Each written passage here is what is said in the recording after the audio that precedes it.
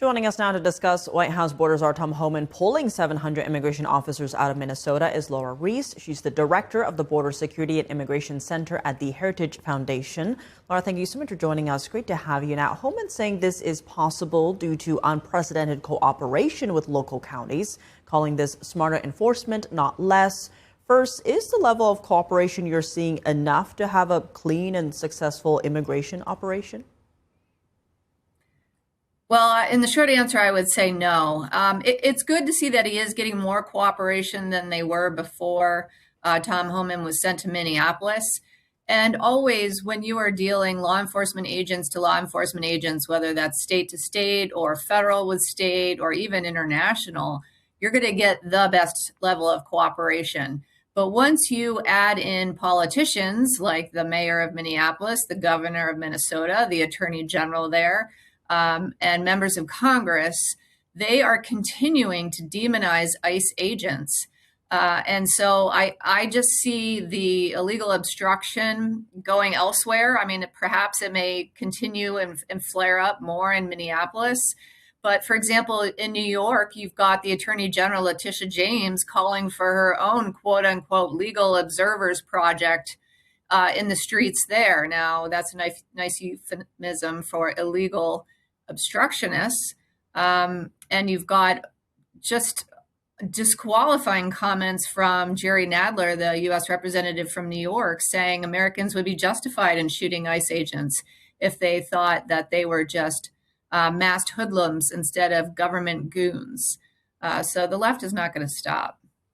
On that note, with this drawdown in Minnesota, how likely are we to see a de-escalation in the anti-ICE protests?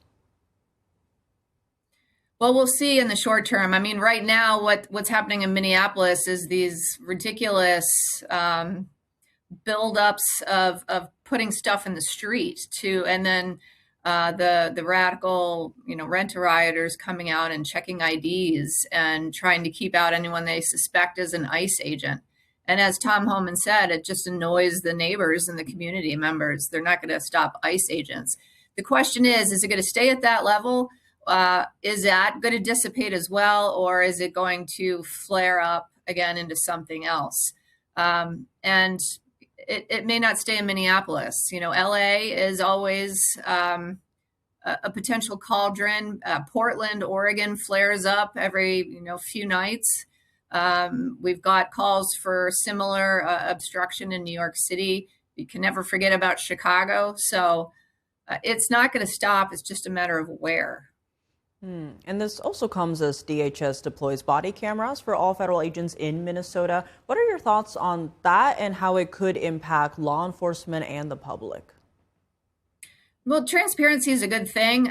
When the left demanded that, defund police and demanded that police wear body cameras, it turned out to help police defend against false claims when they were making an arrest. And it shows the public what the police have to deal with and split-second decisions that they have to make when they are potentially being attacked. It's no different with ICE agents. And so Tom Homan announced today that ICE will use body cameras. And again, that transparency will be a good thing, and it'll allow the ICE agents to defend themselves against false claims made against them. And looking ahead, what constitutes success in Minnesota? What are the steps needed before that? Well, every criminal that is removed from the streets makes the community more safer. And none of these politicians should oppose removing murderers, rapists, gang members, etc., from their communities. I wish more journalists would ask these politicians and these rioters, why are you defending these terrible criminals, and why do you want to keep them on the streets to hurt more people?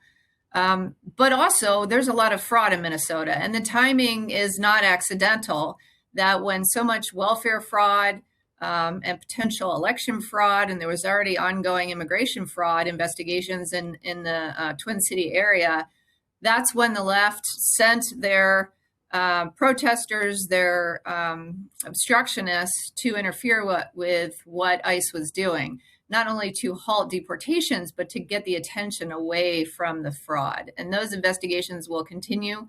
and we need to see prosecutions come from that. A lot to watch for sure. Lora Ries, thank you so much for joining us. Thank you.